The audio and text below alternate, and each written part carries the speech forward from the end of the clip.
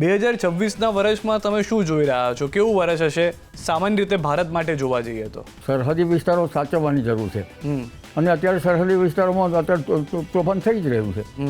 લગભગ બોમ્બ ધડાકા અથવા અગ્નિકૃત બાબતો વધુ બનતી હોય છે. અલગ અલગ રાશિના જે જાતકો છે એ લોકો પર શું અસર જોઈ રહ્યા છો આપ? જન્માક્ષરમાં જન્મકુંડલીમાં શનિ સારો હોય તો એ વર્ષમાં તેની ઉન્નતિ પણ થતી હોય છે. રાહુ એ માયા છે. અચ્છા. અને ધોળા દિવસે તારા બતાવે રાહુ. એટલે આ વર્ષમાં જેને કેતુ નબળો હશે જે કુંડલીમાં, તો ઘણી વખત કેતુ તો ઘણો જ નબળો હશે તો ઘણી વખત જાતકોને ઓપરેશન યોગ કરાવે છે. પત્ની કકડાટ કરતી હોય, કલહ કરતી હોય તો મૌન થઈ જવાનું, મૌન થઈ જવાનું. કારણ ઘરકામ વધારે હોય તો કદાચ કલહ થાય ખરો. જાન્યુઆરી, ફેબ્રુઆરી, માર્ચમાં શું અસર જોઈ રહ્યા છો આપ? ઉનાળામાં વાવાઝોડા બનવાની શક્યતા રહેશે અરબી સમુદ્રમાં. નમસ્કાર, ન્યૂઝ 18 ગુજરાતીના નો ફિલ્ટર પોડકાસ્ટ સાથે હું છું સિદ્ધાર્થ ધોળકિયા. 2026નું વર્ષ શરૂ થવા જઈ રહ્યું છે. જે રીતે 2025ની આગાહીઓ જોઈ હતી, 2025નું વર્ષ કેવું રહેશે તેને લઈને ચર્ચા કરી હતી. તો આજે મેં ફરી વખત અમારી સાથે જોડ્યા છે અંબાલાલ કાકાને, કે જેઓની 2025ની પણ આગાહીઓ સાથે રહી હતી. અને આજે ફરી એક વખત પ્રયાસ કરીશું અંબાલાલ કાકા પાસેથી 2026ની આગાહી લઈને શું પરિસ્થિતિ છે તે જાણવા માટેનો.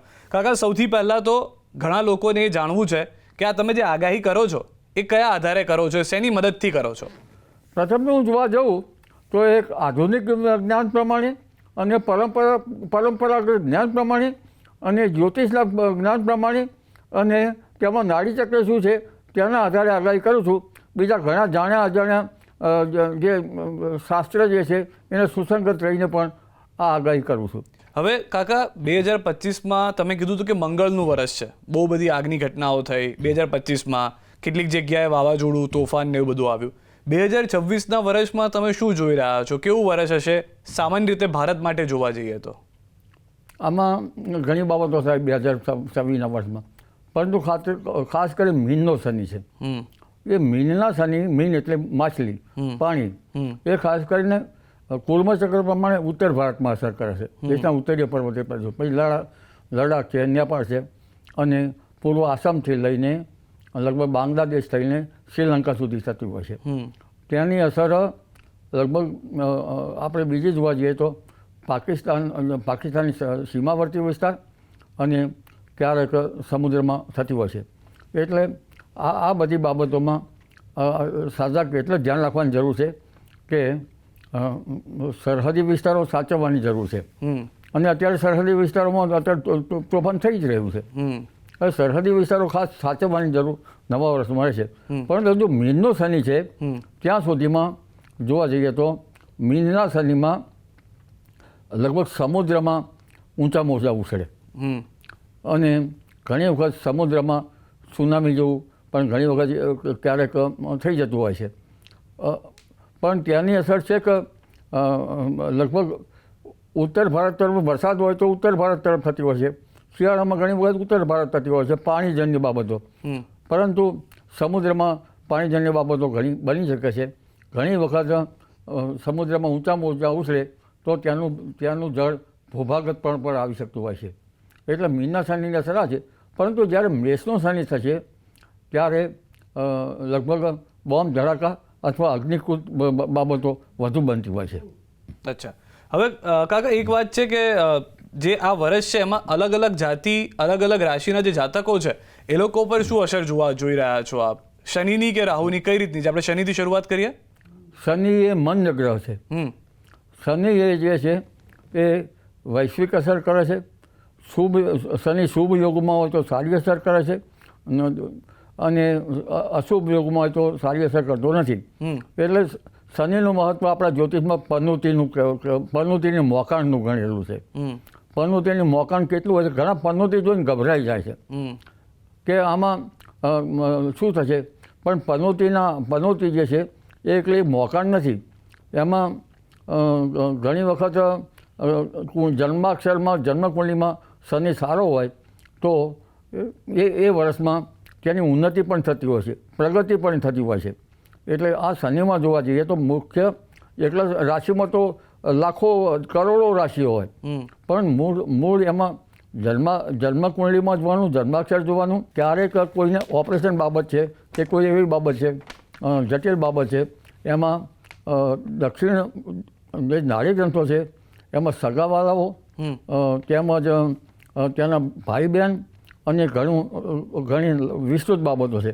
એટલી બાબતો તો અત્યારે ચર્ચા કરવી મેષ રાશિ માટે શું છે? પરંતુ આપણે જોવા જઈએ તો શનિ અને રાહુ, પહેલાં શનિ માટે જોઈએ તો શનિ જન્મકુંડલીમાં મેષ રાશિમાં સારો હશે તો શનિની અસરો કંઈક હશે સારી થાય, પ્રગતિ પણ કરી શકે. પણ મેષ રાશિનો શનિ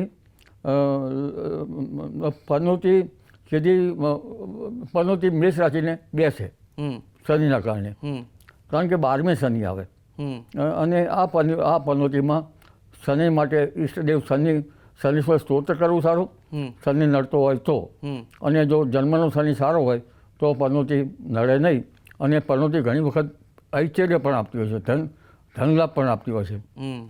એટલે મેષનો શનિ માટે શનિ 12મો હશે, જન્મકુંડલીમાં નબળો હશે તો કંઈક એની અસર કરી શકે. પણ શનિ માણસને તાવીને અસર કરે છે. એટલે જે પાછલા જન્મના કર્મો હોય તેને વોશ કરવાનું કામ કરે છે. એટલે એ પનોતી પછી જે મેષ રાશિને પનોતીનો પનારો પડેલો છે. વૃષભ રાશિ છે એના માટે કંઈક અંશે સારું રહેશે. પછી મિથુન રાશિ છે એને લગભગ 10મા સ્થાનમાં રાશિથી શનિ આવે તો કદાચ ધંધામાં ચડ ઉતર કરી શકે. મિથુન રાશિ માટે. કર્ક રાશિ માટે લગભગ ભાગ્ય સ્થાનમાં શનિ આવે એટલે ભાગ્યના બળ મળે છતાં શનેશ્વર સ્તોત્ર કરવું સારું. સિંહ જાતિને નાની પણ છે પણ લોખંડના પણ છે કે કયા જે એમાં પાયો છે, પાયો પણ અગત્યનો છે. એટલે સિંહ રાશિને લગભગ 8મા સ્થાનમાં શનિ આવશે એટલે ખાસ કરી આરોગ્યનું ધ્યાન રાખવું. નાની પનોતી કહેવાય? નાની પનોતી અને પનોતી શનિની આ નાની પનોતી કહેવાય. નાની પનોતી કહેવાય. 2.5 વર્ષની. 2.5 વર્ષની. અચ્છા. કન્યા રાશિને ભાગીદારી સ્થાનમાં ભાગીદારોથી સંબંધોથી ધ્યાન રાખવું. અને તુલા રાશિ માટે શત્રુ વિજય યોગ કરે છે. વૃશ્ચિક રાશિ માટે જોવા જઈએ તો શનિ જે છે એ 5મા સ્થાનમાં આવે છે, આપણે ચર્ચા કરી ગયા. ધન રાશિ છે એ નાની પનોતી હશે, એને નાની પનોતી છે. મકર રાશિને સારું છે, તૃતીય સ્થાનમાં છે હોવાથી. કુંભ રાશિને લગભગ 2.5 વર્ષની મોકાણ રહેશે. મારું નામ સિદ્ધાર્થ છે એટલે મારે કુંભ રાશિ છે. 2.5 વર્ષનું મોકાણ છે ને? 2.5 વર્ષનું મોકાણ માનીને ચાલવાનું જ મારે તમારા પ્રમાણે 2.5 વર્ષનું મોકાણ માનીને ચાલવાનું છે. કારણ કે શનિ જે છે એ કુંભ રાશિથી બીજે છે. પરંતુ એ તમારી કુંડળીમાં શનિ કેવો છે એ જોવાનું રહેશે. શનિદેવની કૃપા ઉતરે એવું છે? કેવો છે શનિ? મેં જોયું નથી, જોઈ લઈએ આપણે. નબળો શનિ છે તો જરા સંભાળીને રહેવું. ખાસ કરીને આર્થિક જે પરિવાર છે એમાં સંભાળીને વધારે રહેવાની જરૂર રહેશે. હવે આ તો બધી શનિનું છે. કુંભ રાશિ જે છે એને ઉદ્વેગ નહીં રાખવો ખોટો. ઘણી વખત વ્યર્થ ઉદ્વેગ કરાવે. આ આપણે શનિકૃત બાબતો વર્ણન કર્યું. હવે રાહુની બાબતો, રાહુની પણ અસર થતી હોય છે. રાહુ એ માયા છે. અચ્છા. અને ધોળા દિવસે તારા બતાવે રાહુ. કેતુ છે એ કાપવાનું કામ કરે, કેંચીનું કામ કરતો હોય છે. એટલે આ વર્ષમાં જેને કેતુ નબળો હશે જે કુંડલીમાં તો ઘણી વખત કેતુ જો ઘણો જ નબળો હશે તો ઘણી વખત જાતકોને ઓપરેશન યોગ કરાવે છે. પણ કયા જાતકોને કેતુ નબળો છે તે તો જોઈ લેવું જોઈએ. માત્ર આ સ્થૂળ અભ્યાસથી ખ્યાલ ના આવે. આ તો એક સ્થૂળ અભ્યાસ છે.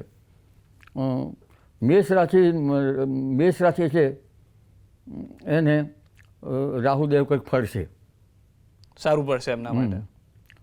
પરંતુ સંતાનો માટે કંઈક ટેન્શન રખાવે. વૃષભ રાશિ છે એમાં પિતાની તબિયતનું ધ્યાન રાખવું. પિતા હોય તો એમની તબિયતનું ધ્યાન રાખવું વૃષભ રાશિના લોકોએ. હા. મિથુન રાશિના લોકોએ? મિથુન રાશિ છે એમાં ભાગ્યસ્થાનમાં એટલે આપણે જે સફળતા મળતી હોય ને ભાગ્ય ખીલવું ભાગ્ય ના ખીલવું એમાં હરકત આવી શકે. અચ્છા, તો એ સફળતા તરફ સારું આવશે, પોઝિટિવ આવશે કે નેગેટિવ આવશે? ભાગ્યસ્થાનમાં રાહુ છે હા એટલે ભાગ્યહાનિ ન થાય તે જોવાનું રહ્યું. ઓકે આપણે સાચવીને રહેવાનું. ઓકે પણ કુંડલીમાં ક્યાં રાહુ છે? ઘણી વખત રાહુ ઐશ્વર્ય આપે છે, પૈસા આપે છે. કર્ક રાશિમાં તબિયતનું ધ્યાન રાખવું. કર્ક રાશિમાં 8મી રાહુ આવશે. અચ્છા 8મી જન્મકુંડલીમાં 8મી રાહુ હશે અથવા તો 8મી મંગળ હશે તો ઘણું વિશેષ ધ્યાન રાખવાની જરૂર છે. જન્મકુંડલીમાં મૂળ રાહુ સ્થિતિ 8મી જોવાની. અને સિંહ રાશિને ભાગીદારી સ્થાનથી ધ્યાન રાખવાનું. ભાગીદારીમાં પત્નીથી ખટરાક ન થાય, ભાગીદારોથી સંબંધો બગડે નહીં તે ધ્યાન રાખવાનું.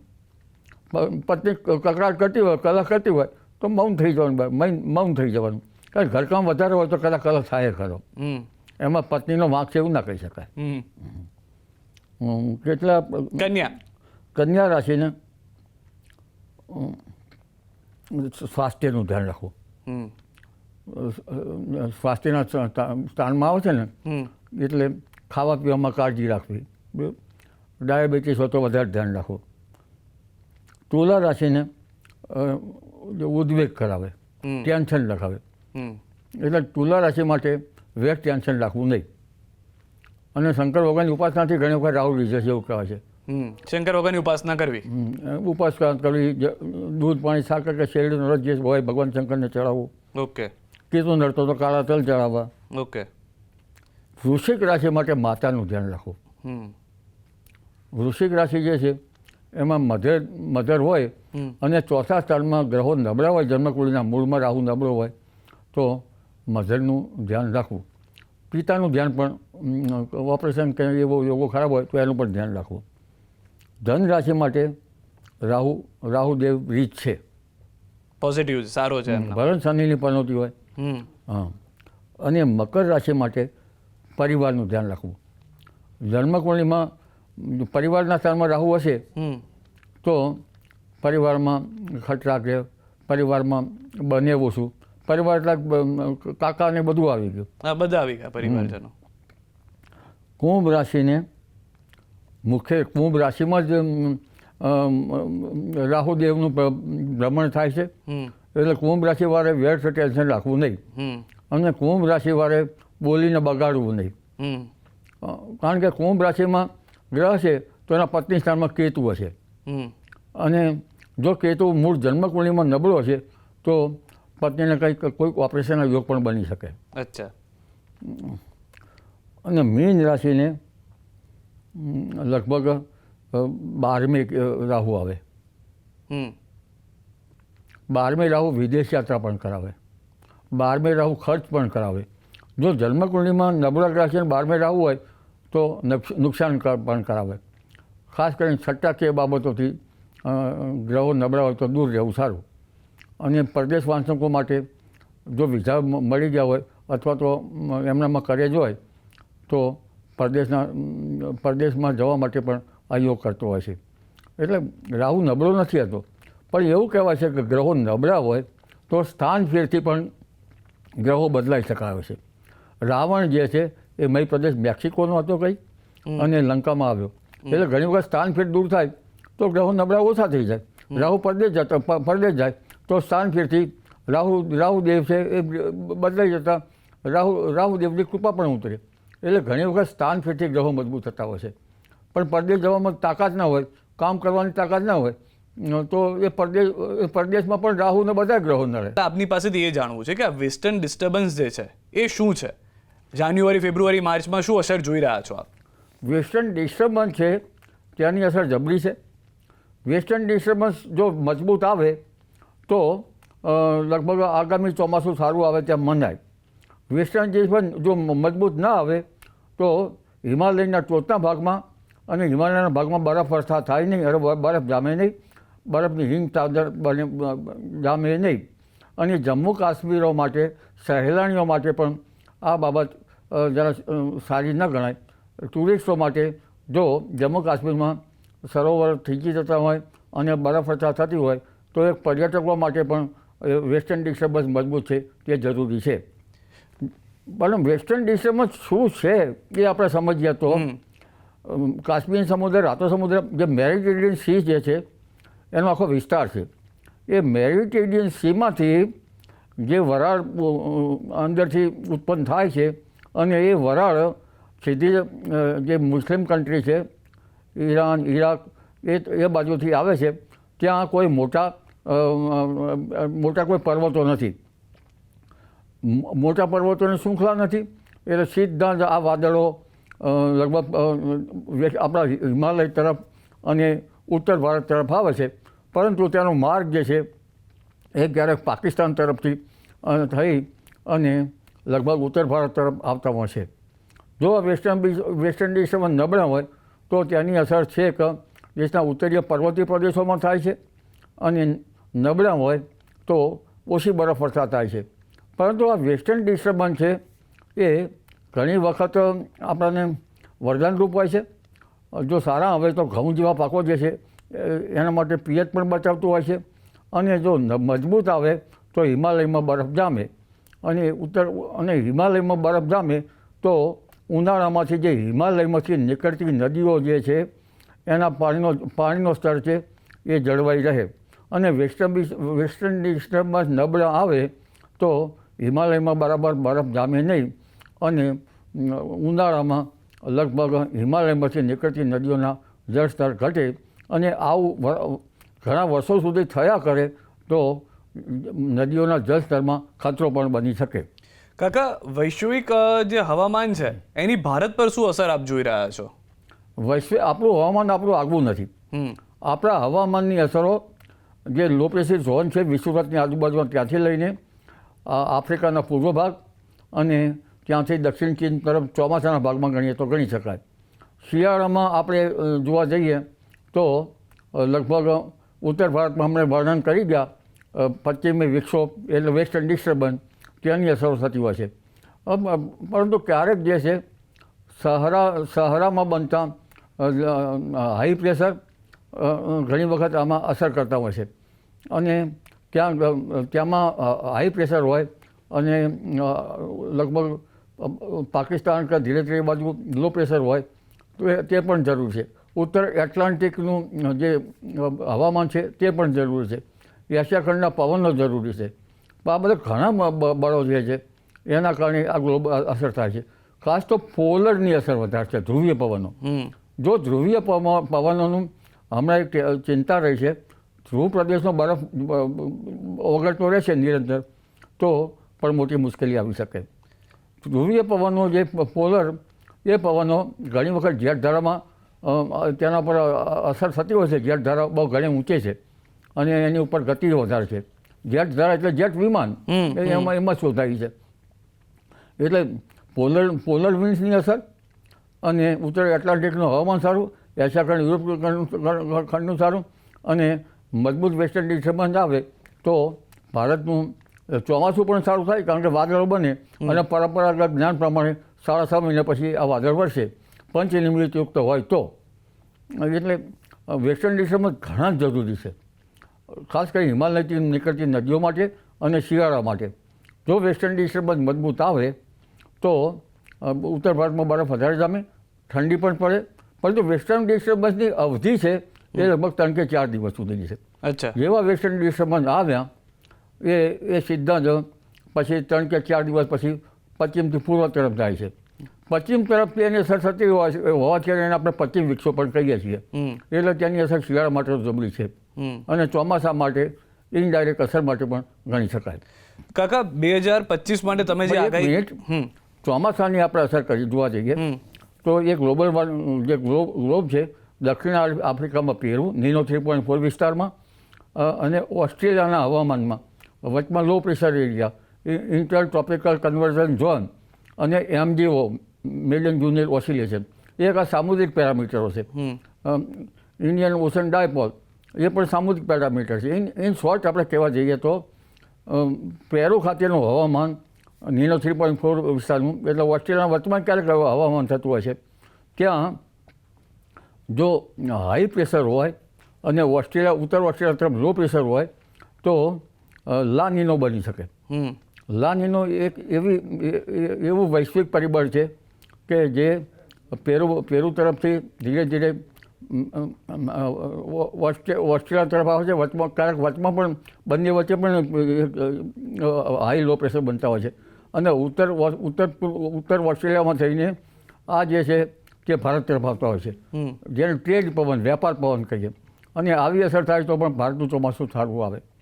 2025ની સાલમાં લો પ્રેશરથી ચોમાસું આવ્યું હતું, પણ નિરંતર ચોમાસા માટે ભારતનું જે છે આપણું હવામાન એ આપણું આગવું નથી, આપણું વૈશ્વિક હવામાન છે, જેમાં દક્ષિણ ગોળાર્ધમાં પ્રવર્તતી વરસાદની સ્થિતિ, આફ્રિકામાં પ્રવર્તતી વરસાદની સ્થિતિ, દક્ષિણ ચીન તરફ પ્રવર્તતી વરસાદની સ્થિતિ અને શિયાળામાં વેસ્ટર્ન ડિસ્ટર્બન્સ જે આપણે અત્યારે એની વાત કરી ગયા તે, આવા બધા ઘણા